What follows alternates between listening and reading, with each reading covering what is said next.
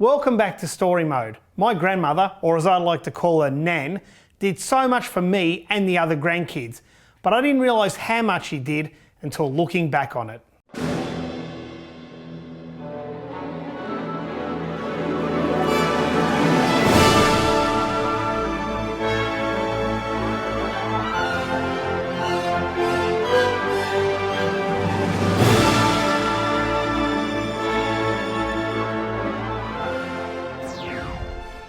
Welcome to 2007, the year in which Apple releases the iPhone, on the 29th of June 2007. It's all in one place. And if I want to call Johnny, all I do is push his phone number. I'll call his mobile number right now. NASA launches its Phoenix Mars lander in August. The world's most electric car, the Tesla Roadster, is shown at motor shows prior to its 2008 production. And Singapore Airlines become the first airline to fly the new Airbus passenger jet, the A380, between Singapore and Sydney, Australia. On the flying dreadnought from Singapore to Sydney. By the way, first-class accommodations on board include private suites, double beds, and a fully stocked bar. My Nan, her name is Dorothy Wilson. She was a Sunday school teacher and she had me in her class. She had 4 children, a son and 3 daughters, one of them my mother, Robin. She was an amazing woman and never stopped, not even for a second. She would work, and she'd be in the kitchen all the time making cakes, and regardless of her diabetes that she got when she was pregnant with one of her kids, she never complained once. She was warm, caring, and could put up with me. Imagine having to put up with Ghosts and Goblins on the Commodore 64 for like 8 hours a day, because I'd play it all day and she'd be listening in the kitchen, baking cakes, and hear the same tune playing over and over again.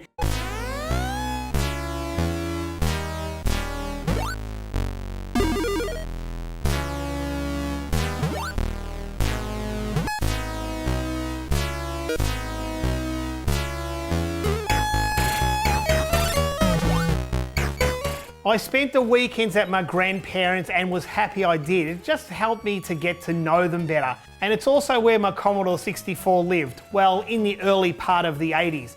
My mum didn't want it home because I wouldn't do my homework, so I had to leave it there. In my younger days, I would get up out of bed around 4:30 in the morning and run out and put on the Commodore 64 on the TV. Everyone else in the house was asleep. My uncle was living there at the time, and my grandparents were asleep. They were all asleep.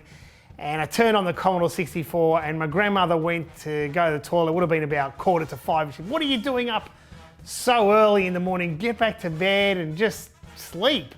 I said, "I can't, Nan. I'm just too excited. I want to play the Commodore 64. She said, "Well, you're just going to have to lay there at least until 6 o'clock.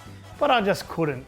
Another favourite memory is when I'd go there Friday night to stay for the weekend, and I'd take my bike because I'd leave from my paper round, go there, and I'd be playing the Sega Master System after dinner on a Friday night, and I'd be playing Wonder Boy. I'll never forget that one. I was playing Wonder Boy, my grandmother's watching, and she goes, "Why is he throwing axes?" And she'd always ask questions like about the game.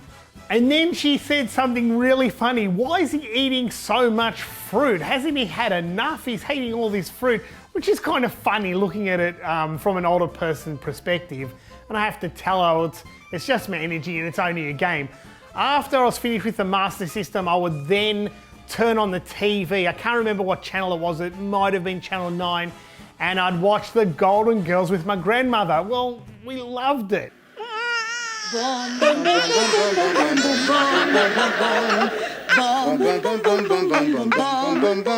Mr. Sandman! Yes? Bring me a dream!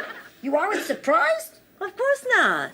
I mean, I've never known any personally, but isn't Danny Thomas one?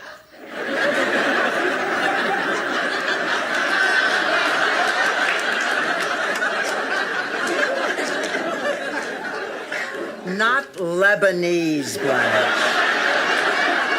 Lesbian. Lesbian. Lesbian. Lesbian.